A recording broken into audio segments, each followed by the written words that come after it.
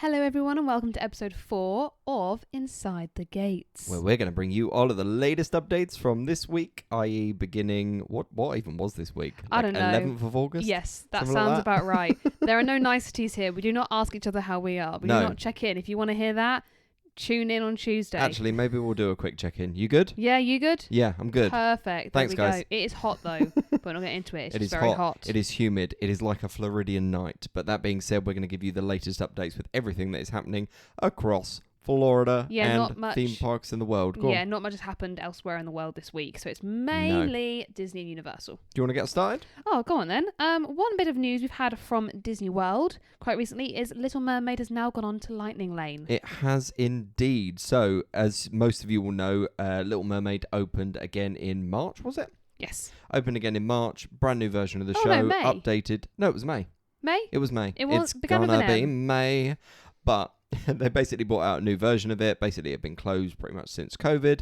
That has now been added to Lightning Lane, and that is now classed as a Tier 2 attraction.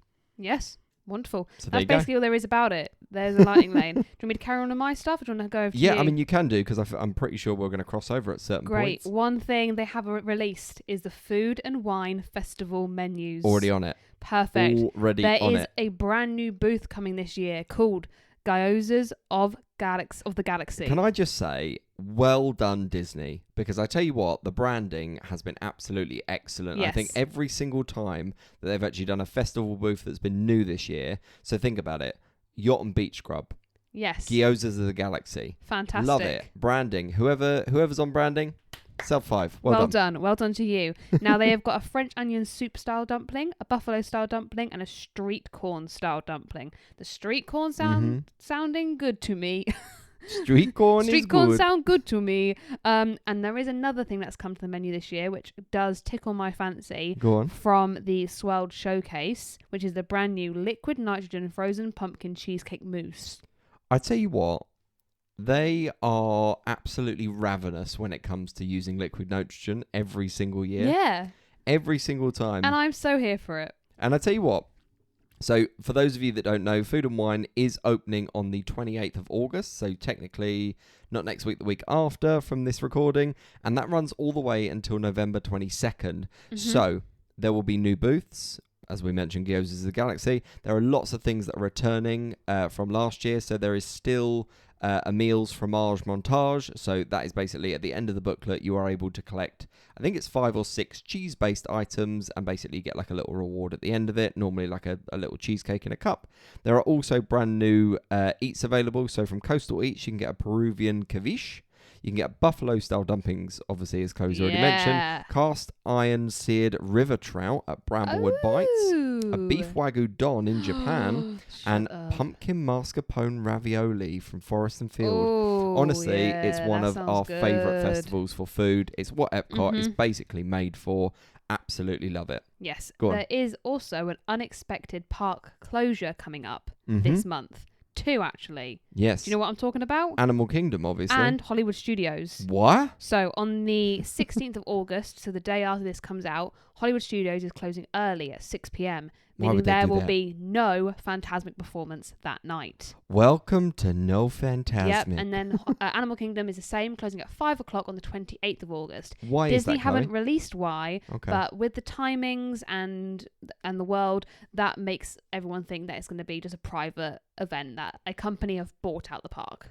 Either something like that, or I would have thought if there was like a cast member evening, it probably would have been normally more they- widely advertised. Yeah, and they 'cause normally it plan normally that says further in advance. Yeah, no, absolutely. But this is something that's quite out of the blue, and they've just gone, it's closing. So yeah, if you're planning to see Phantasmic on the 15th and you're listening on the 16th and you're listening to this on the 15th, No. you can't do it. No. So I'm just gonna jump in because actually a lot of transformation is happening around the Disney parks where we Yes. have finally got all of the Halloween decorations appearing all over Main Street and all over Magic Kingdom. If you've never been to Magic Kingdom during this festive period, honestly, it is magical. It is wonderful. There is just autumnal vibes absolutely everywhere, and it gets me so excited for events like Mickey's Not So Scary Halloween Party, which technically kicks off this week. Yes, in a couple of very days. exciting. And speaking of updates, there is some closures of rides to be Can noted you at the stop moment. being the bearer of bad news, Chloe? Sorry. Because you're just kind of giving Well, me closures at the These moment. are ones that I can. So basically, Spaceship Earth is currently closed until late 2025. What? Yeah. My baby? Spaceship Earth is closed until late 2025. Fair enough. Disney Junior Play and Dance is also closed until fall Boo, 2025. said nobody. The Railroad Frontierland stop, don't know when that's reopening. They haven't given us a date, No but idea. it's currently closed, and we already know about Buzz Lightyear. Really quickly hopping over to Universal whilst we're on the closure front. Ripsaw Falls is closing for about 3 weeks in October. Are they finally making the seats more comfortable? Absolutely not. They closed many times. That is never what they do. Harry Potter and the Forbidden Journey is closing for 10 days in November.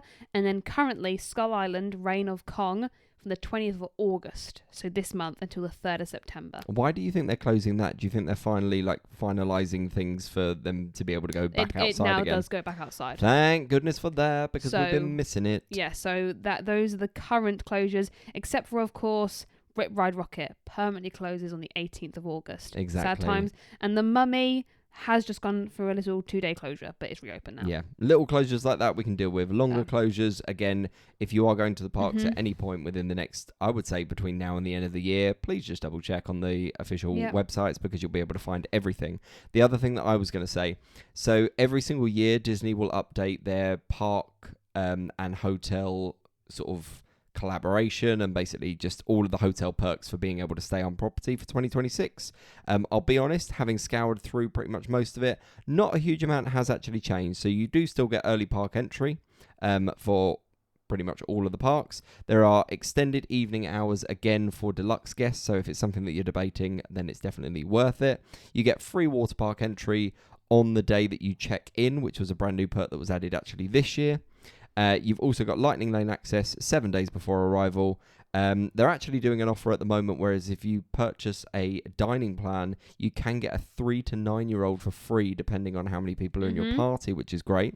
You can still obviously do all of your dining reservations 60 days before, but apart from that, not much has actually changed, and obviously free parking at the hotels and the parks as part of that. As always, wonderful. Now, really quickly, popping over to D23 news. So, D23, or Destination D23, which to say, 29th to 31st of August this year, so very soon, there is no Disney Parks panel this year. Which surprises me, because actually what's swirling around on a lot of the forums is that they're going to do a bit more of a reveal. Maybe they're keeping it a little bit hidden on Villains Land, because it's one of the big things that we haven't got. Destination D23, a journey around the worlds of Disney, but there is not a parks panel. So I think they're just keeping things close to their chest. That's all I'm gonna sort of vibe with, because I think in terms of a lot of the projects, like I think it was either Bob Iger or Josh came out the other day and basically said, we have work going on and updates happening in every single park in Disney worldwide.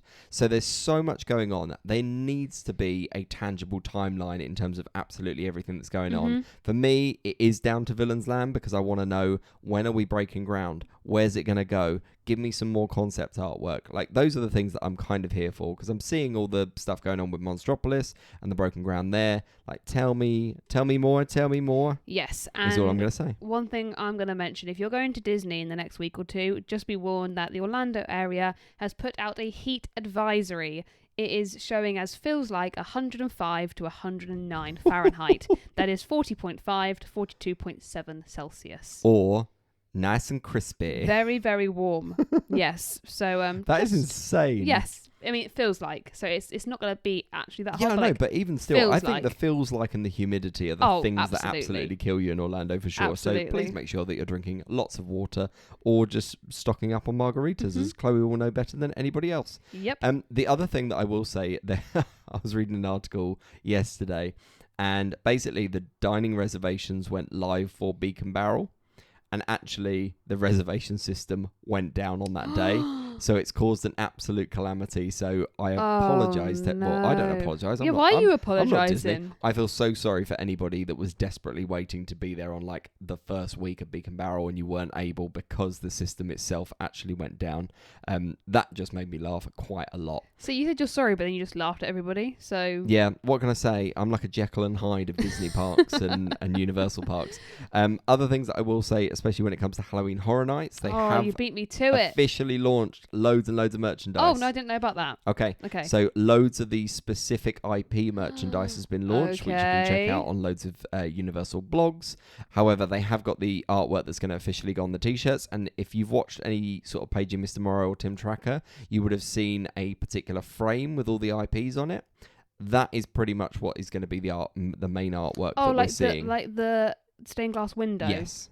Nice. That is looking highly, highly likely. But again, you can check out all of that merchandise. Now, the other thing I was going to say is that Volcano Bay is doing Volcano Bay Nights again, which is a wonderful nighttime event. Now, bear in mind that it is an additional ticketed event, and it is $99 per person. But that includes you get all the rides, you get a live DJ, games, character meets, basically Volcano Bay under the stars. Do you get any snacks or drinks? Well, that's what I was waiting to see, because there wasn't a real huge amount that was being said in terms of free drinks. I'll be honest, from an actual official Universal point of view, they haven't put out a lot of copy surrounding it.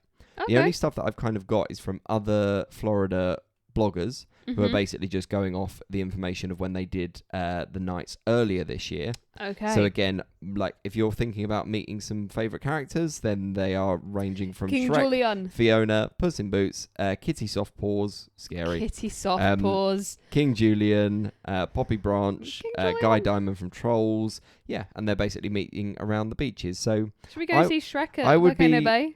Do you know what? I'd love to see Shrek on the beach. I want to have Shrek on the beach.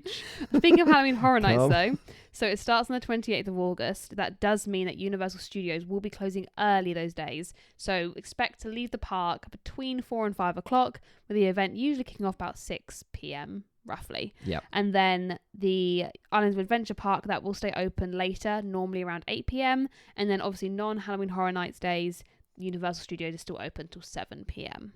Exactly. I'm pretty much done with all of my updates, Yeah. I believe. So that's pretty snazzy.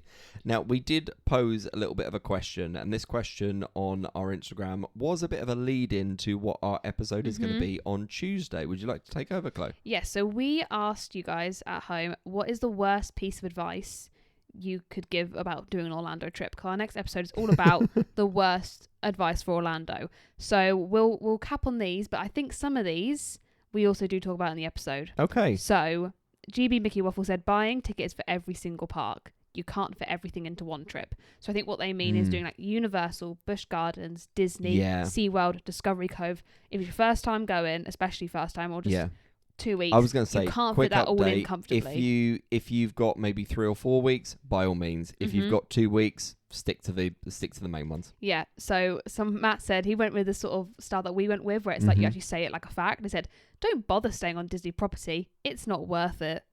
Again, if you want to see what our opinion on that is going to be, tune in on Tuesday. Yeah. Liam did it as well. Don't pre-book tickets. Buy them on the day. Buy them on the day. It's going to be way cheaper. Terrible advice. Snack beers, Mickey ears. You'll need lightning lanes. Yeah, no, absolutely not. Depending on the time of year, you may not need to touch them at all. Yep. Most of the time, you might not. Fiona, it's a once in a lifetime trip. People say that all the time. I know people that said it. I'm talking to you. Yes. You exactly. Good luck with that. Yeah. And Adventure with Rob said, you don't have to tip in Orlando. It's like that's pretty bad advice. That is terrible advice. Yeah, I mean, obviously, if you wanna destroy somebody's livelihood and life, don't tip. Take a jumper as the evenings can be cold. And then they said not in August. So No. I normally wear maybe like a jumper on the plane, and I have that jumper with me, but I will never wear it in an August holiday. Yeah, I was gonna say, when does it actually get really, really cold in the evenings in Florida? Because you were out there for a lot of time. Maybe start of November. Okay. Because even end of October, I'm all right. I think if you've been out there for a while, you might get a bit chilly at the end. Yeah, I was going to say. If you're starting your holiday, I think you'll be fine. Yeah, I made the mistake of wearing shorts in the evening in November, and I was freezing cold by the end of the day. Once Upon an Emily said, leave all the shows until the end of your trip. No, don't do that. Space them out between everything. Don't do that. And then we did actually get a full-on message from somebody. This is from Vanessa, because she couldn't fit it into the box. So she said, worst piece of advice ever is don't bother learning what the rides are before you go on them. Surprises are more fun.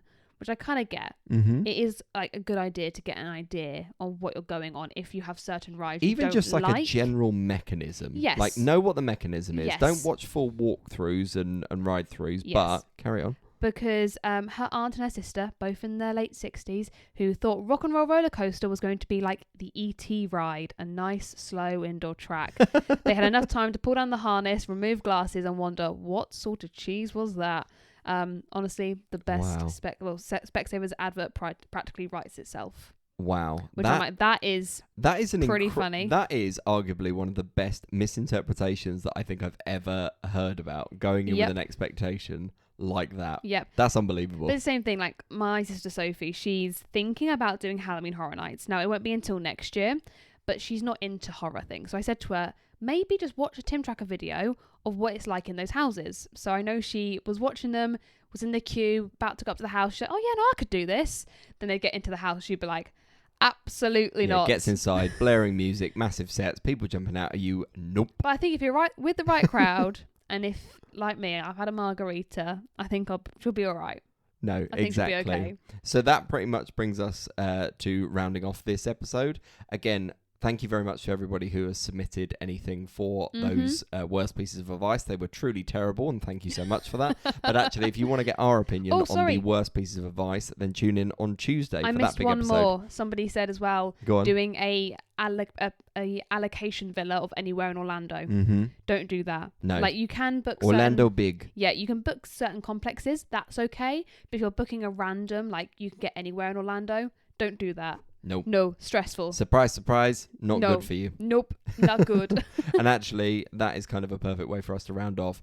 There's going to be terrible advice, but there's also going to be a follow-up of really, really good advice in our episode on Tuesday. Yes. So, thank you very much for tuning in to this week's episode of Inside the Gates. And if you want to catch up any more of us, you can find us on all of your streaming platforms alongside YouTube. Is YouTube not a streaming platform? Well, kind of like I was more thinking like a musical streaming platform. We're a musical like now? We are. Spotify, Bringing Apple. you updates. We're on YouTube, we're on Instagram, we're on TikTok. All the cool places to be. Yeah. We're just not cool. And on that note... Excuse me, speak for yourself. We'll see you next week. Bye. We can cry when it's over.